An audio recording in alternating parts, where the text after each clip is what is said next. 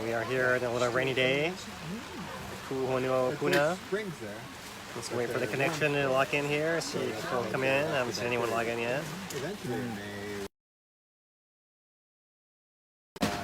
Oh, green. Cool. Let's see what happens here. Oh. Hello everybody, if anyone can hear me, we are here at the hub. We're waiting for some signal to start our update. So let's see if anyone is actually here. I'm gonna have to switch off the Wi-Fi if it's not. Going to, oh, there we go. Okay, so we must be online. Alright, so I'm here at the hub myself, and Aloha, good evening. we are here at the hub. A whole bunch of folks, a bunch of crew. Pass supplies. Open for supplies again today. 2 to 6. Another hour or so here. We're down here at the hub. We're gonna give you guys another quick update. There's not a whole lot of volcanic news, but there's been some things happening, and I keep you guys connected. So I'm gonna give you guys a little update here. So how should we do it, John? What do you want to do? I don't know. We could talk about the data first, or talk about current events first, because that's almost more important. Want to talk about Pohoiki changes? Yeah, you want to take it?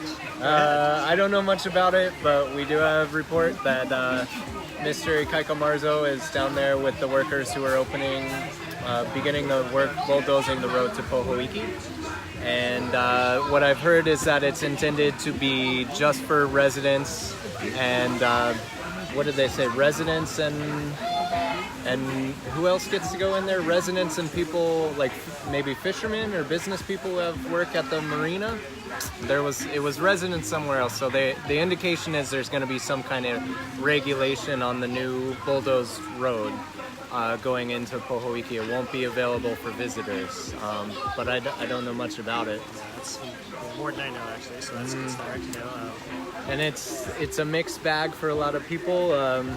Allowing that access may make it easier for people to get in there and loot the houses. Other people might not be ready to move back in there, so a lot of people are going to feel differently about it, but it looks like it's going forward, and it's really exciting for anybody getting to the beach, and into the future that amazing location will be available for people to access. So positive thing, I think. Mixed outcome maybe. It's hard to say what the future will look like, but they're going forward with this, and so that's an interesting thing. Yeah, it's interesting. I mean, we don't know all the details, but it's like a little bit of backstory. Whoever is not fully tuned in, the community was wanting to open up access to go maintain their houses early on. It's been like 2 months at least already.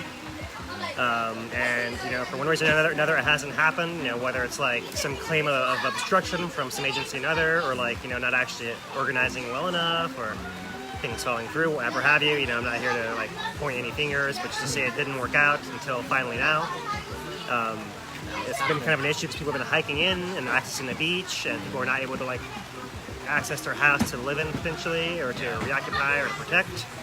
So that's kind of where it's kind of coming down as people there's two kind of themes we've been discussing today, basically here at the table. John and myself, it's like the access and security kind of going hand in hand, right? Not just on Pohoiki, but also people in Leilani, right? Because the story is they're going to put down the barricades at the beginning of the next month, and same thing.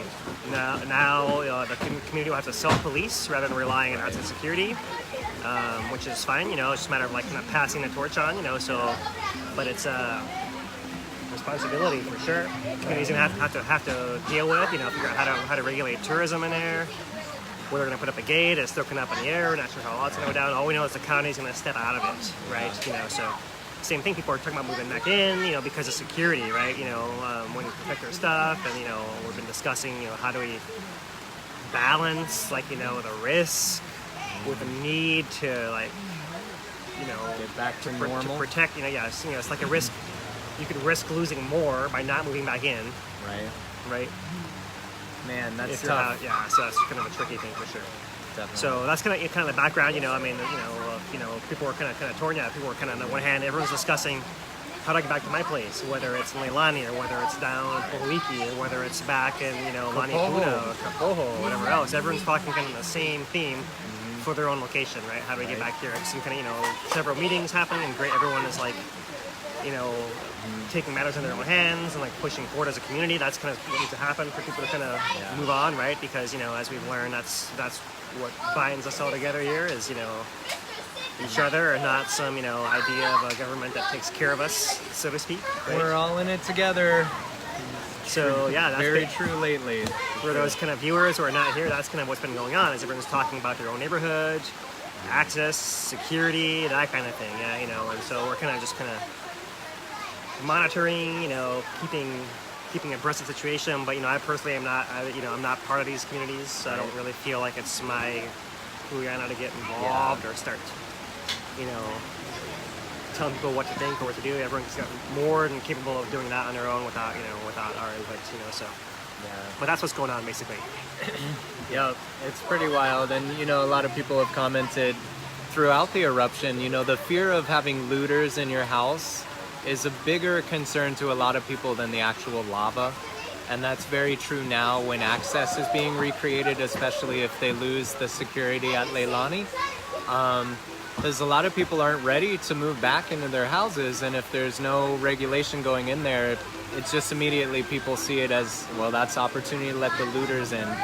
And a lot of people stayed as long as possible in their houses, even really near the lava flows, because they didn't want to leave early and have someone come and loot their house. So a lot of people can deal with the idea of the eruption taking everything, deal with the idea of having to evacuate, but the idea of having looters in your house is like violating. And so we're seeing that come up again, and it's just the security issue is a real stressful, real complicated thing for people. So just sharing that with you. A lot of different stakes in that issue. Yeah, so that's kind of, you know, I suppose the social side, you know, what's going on, you know, besides the, you know, we're still passing out supplies here today on Friday, you know, it's raining, you know, got some weather, some thunderstorms down here. It's actually snowed up on Mauna Kea, you know, so pretty there's amazing. A good time lapse I think Kim Moyer posted on, I didn't see it. Cool. on Hawaii Tracker, you know, time lapse from the Mauna Kea observatory showing the snowfall gathering, so check that out, you guys. Check it out. So that's exciting. You know, I have pictures to show you guys right here, but you know, you can go explore on your own, you know. And then as far as the volcano goes, we'll show you guys the signals and go through it as usual, you know. So we'll have that coming up shortly, the GPS and the tilt and earthquakes, you know. There's kind of, you know, two ways to put a take on this, right? You know, I just kind of want to just talk a little bit about how we've been approaching this, you know. Myself, you know, having arrived, you know, right at the beginning of the fissures opening up here at the hub, you know, my concern has always been, you know, when lava's going to come out of the ground, right? You know, I mean, something I said to you last week was, earlier this week, seems like a while ago. Yeah. Was that, you know, like, volcano is very much alive and pumping, right? You know, like the fact that we live in an active volcano in and of itself is not, you know, I don't know, I mean, it should cause alarm for some people, but like the fact that it's still doing that is not, to me personally, shocking, because it's been always adjusting in one way or another. And it's a matter of like how people can actually live with either lava coming out of the ground, or, you know, is it about to come out of the ground, that kind of thing, you know, as opposed to like the threat of it actually coming out at any point, which to me is kind of a background thing. So like my personal take, kind of put it in, you know, if I can encapsulate it fairly shortly, is like, I'm concerned if lava is coming out of the ground first and foremost, and then everything else is kind of secondary to me, right? So that's kind of, you know, like, if I could like name a segment, it'd be like, where's the lava segment? You know, like, is it out of the ground or not? Yes or no? And that's basically kind of my take on the things, you know. Right. But that's, you know, clearly not the only way to look at it. It's not even the only useful way to look at it. You know, I mean, there's, you know, lots of different ways to take on it. And one thing that, you know, I want to, you know, to commend John for doing is always looking at how we can learn from the signals we're seeing, right? So, you know, not to put it in your mouth, but if I, you know, had to, like, you know, name your segment, I would name it, what can we learn from the volcano, from what we're seeing today, whatever the signals happen to be. Yep. What can we learn? Like, you know, even if it's not necessarily leading to everyone running out of their house in a particular day. right? Which is not what we ever hope for. Hopefully it's not leading to that. But it's like, useful so, you guys can kind of independently assess what's going on, independently think about how the volcano works, learn about what's going on, beyond whether it's going to come out of the ground just today or not, which, is kind of in the background all the time. But so is learning how to live with a place like this, maybe with a risk that is not exactly as you anticipated when you moved here. It's not exactly how you thought it worked, as frequently as it might have worked. Like the signal is maybe it's more alive than you thought. Yeah. You know what I mean? Like it's got more of a pulse during the times when you might not see anything on the surface obvious to the naked eye. So, I mean, that's kind of, my take on it. I'd like to give you a chance to say whatever you like. Yeah, definitely. About those different views. I can dig it because that's really where it's at is, Phil is approaching things from focusing on what can we react to now? Are we approaching danger or approaching a new eruption? And based on the signals now, it's quiet and we should enjoy that. And my approach is more theoretically about understanding what state the volcano is in. And so those are the two different angles. But, Phil and I talked it out a little bit and, overall we can both agree, like the understanding that you're on an active volcano, that it's not going to go quiet for good. And there's always some risk of new eruptions emerging. That's the facts of life that we need to incorporate into our general existence here. Having conversations with people moving back in after having evacuated for months, they're like, well, I feel good because I always keep a full tank of gas. I got my flashlights, I got supplies. And it's like, yeah, and that's not just for moving back into an area that was evacuated from the eruption.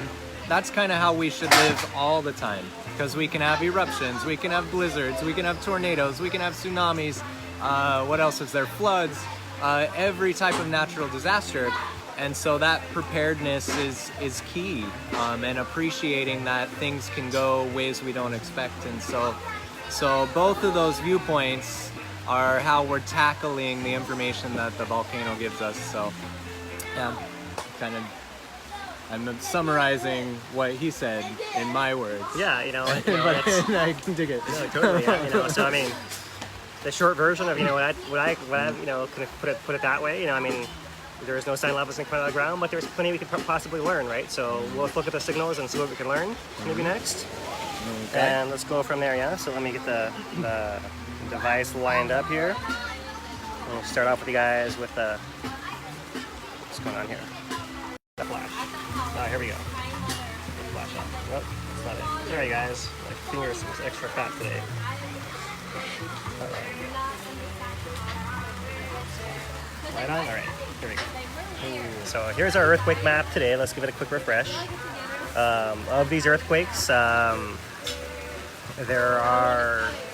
one at 2.5 over by Kīlauea, over here 3 kilometers south of Pohoiki. But overall, it's actually a fairly quiet day earthquake-wise compared to what we saw, earlier in the week. Yeah. So, a little bit here at the summit. Not a whole lot of south flank movement, right? We did have a south flank earthquake. Was it 2 days ago now? Was it Wednesday we had it? Yeah, maybe Wednesday. Might have been Wednesday. There was a south. Yeah. If you're here, let's. The one that we both felt. You felt it at your place. Yes, exactly. Yeah. And that I was confused about. Maybe initially someone was sharing that there was like a 2.6 at the summit and a 3.0 on the south flank, and they happened at the same time. But then when I looked back, it looked like maybe they removed one of them or it was mislabeled. Yeah, so they removed the summit ones and they revised the location and depth and slightly the magnitude of the flank one. Okay, that's what I thought happened. It's just hard to keep track of when they change it. So it actually did go back, to the flank depth. Okay. Around 6 kilometers down or so, was what it turned out. I'm not sure exactly which one it was. It might have been this one right in here. Yeah. Right there, actually. I want to see if I can actually touch it. Oh, there it is. So it's 3.1 on the 17th. That's 2 days ago. Yep. I think that's 2 p.m. Yeah, that's the one. Yeah. So, and that was kind of just like the biggest one of the whole series of kind of flank ones, right? So the flank kind of moved again. It moved like in a jerking fashion, right? And kind of all that. And since then, it's been quiet. It's interesting, right? So. I'm still kind of very suspicious of the south flank, being the driver for this whole situation because, it's moving, and when it's moving, we're seeing changes on most of the signals, GPS, even some of the tilt to some degree, and it's hard to see exactly how they're linked, but, there's something funny going on there for sure as far as like the south flank being, associated with, increases in activity in the south flank, either increasing, decreasing the activity on the rip zone as far as GPS and tilt shows. So it's really hard to figure out what's going on because, like, the way I kind of think of it is like this is like a jigsaw puzzle, right? There's like there's only not any huge rigid piece of land. If anything, this piece up here is the most rigid one, right? But everything is kind of broken up and everything can move independently and separately. It's all scalloped. It's really hard to say, put together all the stations in a coherent picture when there's so much uncertainty of, what part is moving where exactly. So, but as far as the summit, the orange ones are the ones that are more recent. There's not a whole lot new there, but there's still a little bit of action at the summit. Nothing major, nothing huge, but still some kind of settling is what I would call it, earthquakes at the summit.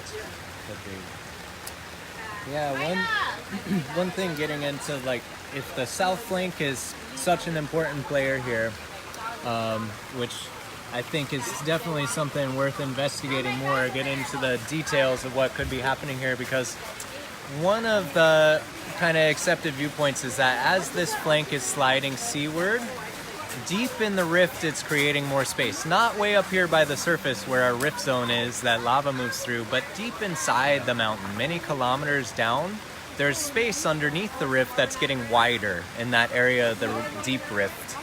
And so as that gets wider, it pushes out the flank, or the flank gets pushes out, and that allows more material to spread out inside of the rift.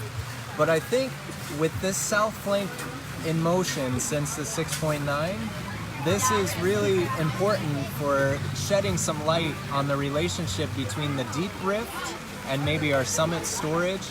And so I think that it's definitely a good line of thinking to think of the south flank moving as one of the controllers for the volcanic system, and might be the controller for all the other small changes that we're seeing in the data, because that's the main event going on as far as geologically, is that this south flank continues to move.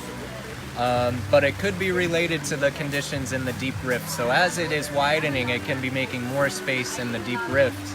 And that gets into the debate as if there's magma deep down inside or only in the passages under the surface where it erupts.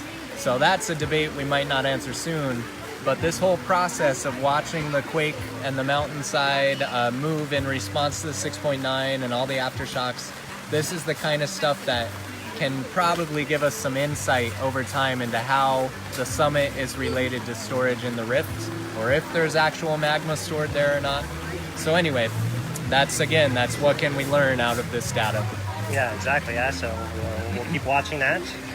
Let's switch to the tilt maybe next. Okay. Or yeah, why not? So let's do tilt. Let's do maybe do a refresh here on a USGS tilt page. That was So okay, here we have our past days. This plot's kind of funny because there's some missing data there. Let's kind of zoom out. yeah. The rift zone is more or less flat the last couple days at least. Beyond that looks like a suspicious vehicle over there. Is that? Oh, cool. So okay, here we are. There's our missing data at the summit. You can kind of see overall it's kind of a flat trend also. Maybe it's slightly rising, slightly falling. It's hard to tell. Yep. We do want to point out that it is raining. There's actually been lightning and thunder while we're here today. There's been thunder and lightning even the last couple of days up at my place by the course, closer to Kīlauea. So there's possibility of rain influence on our signal, depending on how the rain actually accumulates in these areas. So yeah, we're kind of on an alert for noisy data basically. Yep. So we're not sure exactly, but the magnitude shouldn't be huge anyways. Go ahead. Say. It's just that, on the summit one, on this plot, the summit is the blue line, and you see it was coming down and dropped down, and then it almost looks like it started coming up, but USGS mentioned this could be rain, so they kind of think it's probably still deflating, and this might be offset by rain, but that's over a little bit of time. But just to point it out, the other change here is on the green line is the Pu'u'o tilt, or in the middle of the East Rift Zone. And it got a lot flatter in the past couple days. But again, we have rain, and so we won't be able to really judge that too well for maybe a few days until our data stabilizes again. How are you? Hey, look who it is! Hey, what's the update? Give us an update on Pohoiki Road. So Pohoiki, this morning was the blessing. So Sanborn general contractors have done the excavation and started the road breaking today, and they are working for a new road. So that is the beginning of a new venture for Puna. So that's a stepping stone for a new beginning for Puna. And now, because that road is being opened, a lot of roads are looking into being open for Puna. So right on. Broken, huh? Yeah. All right. Book the road. Awesome. Yeah. Thanks for your work on that. So Lani Puna will be the next, maybe Highway 132. Wow. Or Pohoiki Road, going up to Pohoiki Road. So that is looking upon to and getting access to a lot of the properties where everybody, a lot of the people that have not been getting back home, or properties that haven't been, accessed to, looking like we will be. So again, Pohoiki is the first step to the improvement to Puna. So that's a good thing. All right. I'm stoked for that. Yeah. All right. Thank you. How's everything with the eruption? Oh, there's a. Looked like there was a collapse this morning. At Well, so there's a lot of gas, coming out of there, yeah. Yeah. But we've been looking into that for a while, and there's a lot of gas kind of almost all the time. Right. There's gas like both when it's really rainy and it's extra steamy, and there's gas when it's extra dry, and it makes its own cloud above it. It seems like. Right. Which is kind of similar to the summit. Also, it's got a similar pattern, right? This morning was like a super huge steam cloud that just got made right above it. I was down in Kīlauea this morning in Kaimu, and it was you could see it from you could see it. So, is there anything brewing underneath Pu'u'o? There's no signals of anything different there. What we do know is that the south flank is moving, right? We were talking about the 3.1 earthquake on Wednesday. Right, there was 2 p.m. Wednesday that we actually felt it down here. So what I was going to point out is look at the time of this tilt plot right here, the time when a quarter line actually changes, right? Is actually more or less around the time of that earthquake, right? Which was 2 p.m. on the 17th. A couple days ago. So I'm not sure, if this is really the real signal or the rain or whatever else you have going on in here, because it's such a small change. But the timing is a little suspicious. Interesting. A little suspicious. Well, and remember, as that south flank moves, it's theoretically making more room for lava in the rift, so that might have offset the tilt, at least temporarily. Yeah. So if let's jump past all the caveats that we normally put out, and say, what can we learn if it is a real signal? Mm-hmm. So, what you basically just said, just restated, more space than a deeper rift. So the magma has a chance to go there instead of closer to the surface, let's say. And maybe that's why it's not inflating at the surface, because the tilt meter only sees so far down. Maybe that's the key information that people need to realize, is that the tilt meter kind of can only focus to a certain depth. Beyond that, it doesn't really see it. So maybe that's what we're seeing is a change in the shallow system because of a change in the deeper system, right? Kind of maybe it might be a way to put it. But and that's put in all the usual caveats. I won't repeat them all again because you guys are probably sick of hearing them anyways. But interesting. that's very interesting. In any case, like I've been saying, like the pulse is still there. There's still flowing on the ground. The connection exists from the summit, right? One thing that I kind of I've been reflecting on more and more is we kind of, the picture we drew with the whiteboard and all those connections, on the ground, right? We kind of made it a simple one path through system, right? you know, like you'd plumb your house, right? You'd have like one main pipe and branches going off the thing. But, you know, there could be parallel pipes, you know, it could be bypassed like 3 or 4 or 5 different ways. Braided. Right? And maybe one of the ways is more preferable when you have global erupting, because everything just goes through that pipeline because that's the easy way for it to go, and someone's got the right amount of pressure from the top, and it all kind of works out that way. But other times, let's say that thing, you know, I won't call it broken down, but let's say that it's less favorable, right, for whatever pressure reasons. You know, you can activate like, you know, another branch, let's call it, and maybe go to the deep rift, right? Maybe the deep rift can come to the surface in certain situations that are special we just can't quantify, right? You know, how it all works together. You know, I mean, the real kind of to go back to, like, you know, my take on it, like, you know, all that's totally unclear whether any of that actually causes an eruption on the surface, right? All that movement can happen, adjustments back and forth, this little dance, you know, the back and forth, like the seesaw, you know, another way to think of it. Doesn't necessarily mean an eruption. All of that depends on the dynamics of the actual cracking at the surface, which is like the skin. It's like kind of the skin of the boil, so to speak. We can only it's a see whole this separate far. game Yeah. from what's happening deep down. So we can keep looking at the tilt here. Let me turn the camera back around. Yeah, we got a whole bunch of... Got some movie stars. Right, oh, look yeah. at there's a real movie star. All right, okay, hold on. We got an impromptu dance party here, right? You guys are on, go.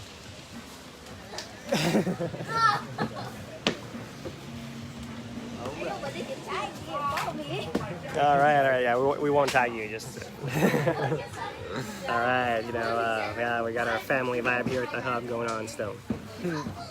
So, okay, let me turn the camera back around. Let's go back to our tilt plot here. So we were just looking at this is the USGS page still, and the GPS is showing a lot less noise, but, you know, still mostly flat. Don't see a whole lot of these other signals. You know, looks like there's a little bit of a data gap here at the end. I'm not sure what's going on there. And some funny wiggles, right? You know, that's kind of curious. But the fact that there's a data gap, it's like wondering, like, well, how come there's a gap, right? Is the instrument not working? Did it stop working? Why did it stop working? Is it not measuring right? So now all of a sudden I'm kind of like, well, let's just hold off and wait and see what's going on there, because it's just a little not clear what's going on with that signal right there.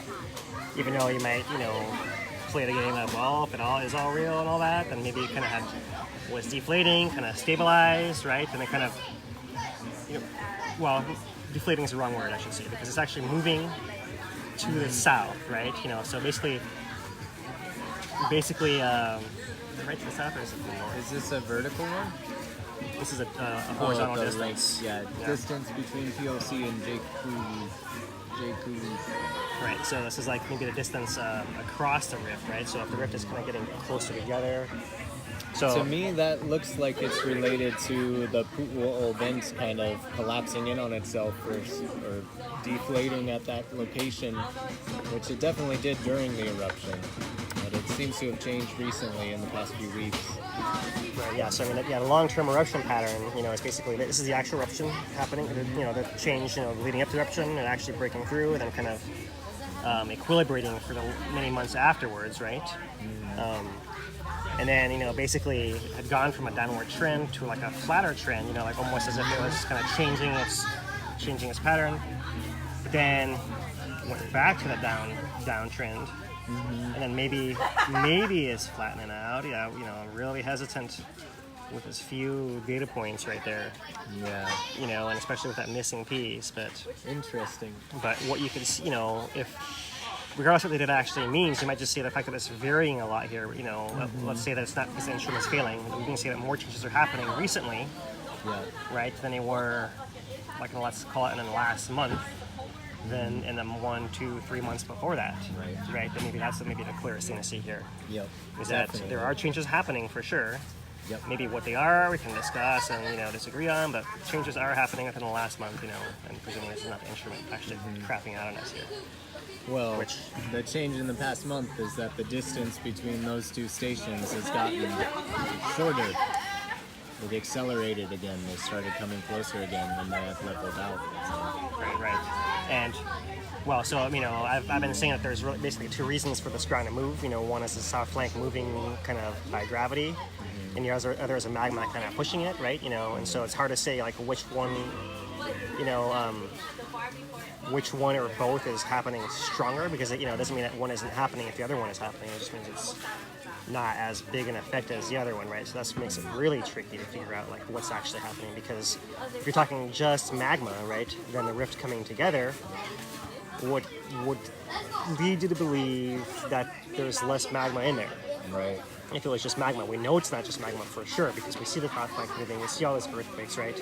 So as the south flank moves, like the kind of gap in the rift zone, the distance of the rift zone actually spreads out, so the top should fall in to some degree, right?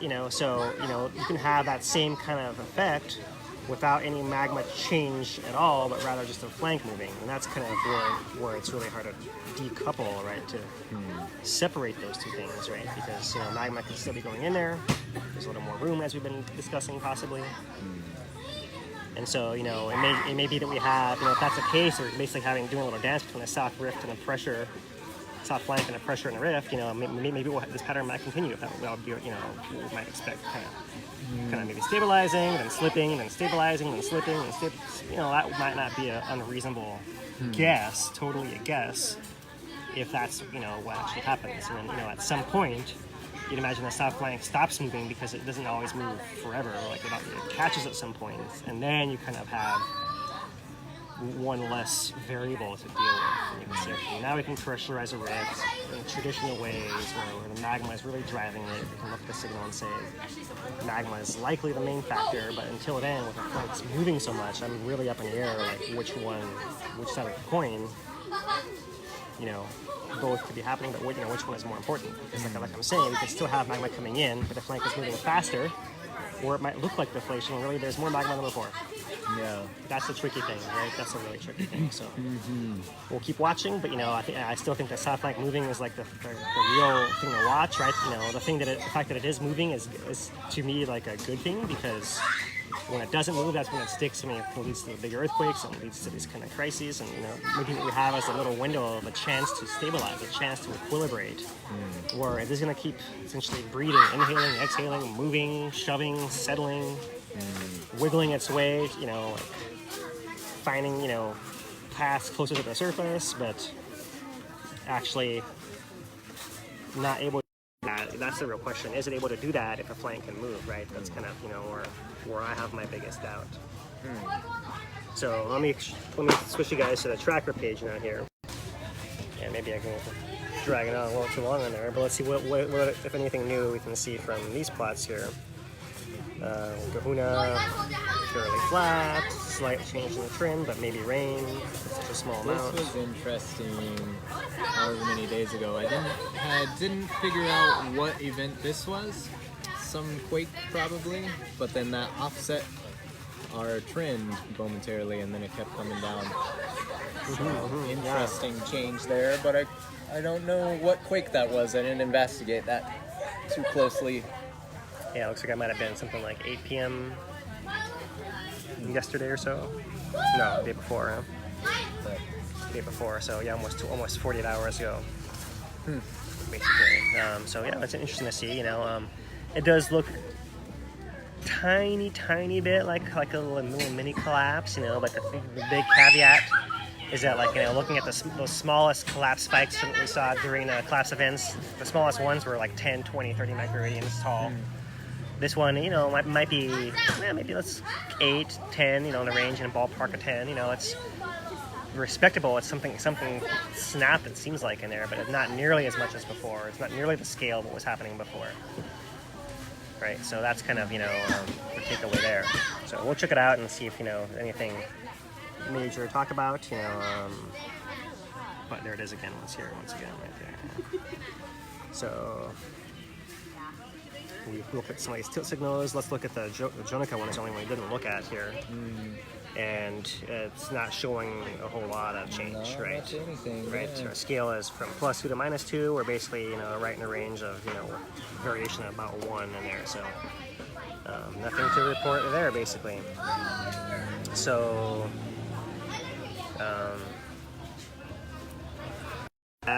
should we go over the more GPS data, or? Well, we don't have to, but it's worth noticing. We got the 2 lines of evidence: tilt and GPS. And So GPS is measuring actual absolute ground movement, up, down, left, right, whichever way they're keeping track. And the tilt is a little instrument that changes its tilt, measuring the slope of the mountain. And so right now on that JKA, the Jonica flow station, which is the only one we have below Pu'o'o, the tilt really hasn't changed much, at least in the past few weeks, but it rose a little before, and the GPS is still showing expansion and inflation at that location. So sometimes one signal will indicate more change than the other. So Right. So let's look. So kind of just to recap, it's a similar story. This is a Jonica station. Nope, that's not it. Where was it? There it is. there it is. The trends are still the same as they were. That earthquake, the last couple of earthquakes and stuff like didn't really change it. Right, the trends are still the same. Still the same trend as we've had since mid-August maybe or so. Right. So it's moving up, it's moving north, and it's moving west. And so all of those are consistent with inflation of the rift. So it's moving away from the rifts, GPS-wise, and up. Yeah, so it's that's a GPS signal. There's a whole bunch of other ones in here, but basically that's the most important one. Going through the minutia of all the other stations, we keep an eye on that one. There's nothing different the other ones than we've talked about the last several updates. So it's like about things we want to learn from the volcano. That's an important station because we have few instruments that can help us get insight into what's happening below Pu'o'o. So that's why we keep looking to that one. All right, so that's our GPS, the tilt, the earthquakes. We talked about the road. We even got Ikaika to show. We even got Ikaika in this video. That's cool. Yeah, and there you go. so I don't know. I don't have anything else to add myself. I mean, work continues down here. We're still addressing evacuees. We're still kind of trying to work with the community however we can. We're doing a lot of I know for you talking briefly about it. I'm doing some of myself, compiling a lot of our notes, information, and imagery from the last many months. Kind of trying to that's some good imagery. Make the story Wow. kind of coherent, right? Kind of organize ourselves because we're having to kind of do a lot of processing. Mental processing, like that was an intense week. Exactly what happened? What are all the things that happened that one week? And kind of going back through and what did I tell people? What did I write? What did I say? So we're doing a lot of that kind of thing, and kind of gathering ourselves because part of what we're getting ready to do is to tell the story of this eruption, not just with you guys, in our kind of daily updates, or not daily anymore, but weekly updates, but for people who are going to be coming to the area down here to the hub, right there, there's talk long term to have the museum exhibits and that kind of facilities over here for visitors and for locals. So we're kind of in preparation for that, gathering all our materials. Right? Yeah. Gathering materials, whether it's our stories, whether it's our videos, whether it's just like the sequence of events, because they happen so many in such a short time. It's kind of hard to keep track. And when we refer to things, we want to make sure we're accurate, right? So many stories, so many details. And my hope is that as we move forward towards a potential cultural center, visitor center here in Puna, I think a really great component of it would be testimonials of people who went through this eruption, people from the community. So maybe as we get closer to having an actual setup where we greet visitors and teach them about what's happened here, my hope is that in the future we'll be able to do interviews with a lot of the people that lived through it and have that be a component of the story, a component of the museum. Just an idea, but the future's all pretty wide open, and as we look back on these events, I just learn more and more of people's stories, and it's all incredible, and a lot happened. So the more you share that, it's great looking back on it. Yeah, for sure. Yeah. We've heard like a lot of different initiatives about that. So whatever avenue you guys can find to tell your story or share it, please do. You can share it with us also. That'd be epic. We'd definitely love to compile that stuff. Whoever you share it with, we're going to try to compile all the different sources to kind of bring them all together. One thing I wanted to mention is that Lane Wilson has put together a Post in Hawaii tracker with a community timeline of what's been happening with eruption. Yeah, it's great. Yeah. I just read through it finally, and it's very good work. It's a great effort, just even to have the chain of events, and then she's added annotation that is all about what happened to people, things people remember during the eruption, key events, when was a road closed, when did certain things come online. So it's really neat to read through that, and it jogs your memory. We've been through so much. There's so many stages of this eruption day by day. So thanks for the timeline.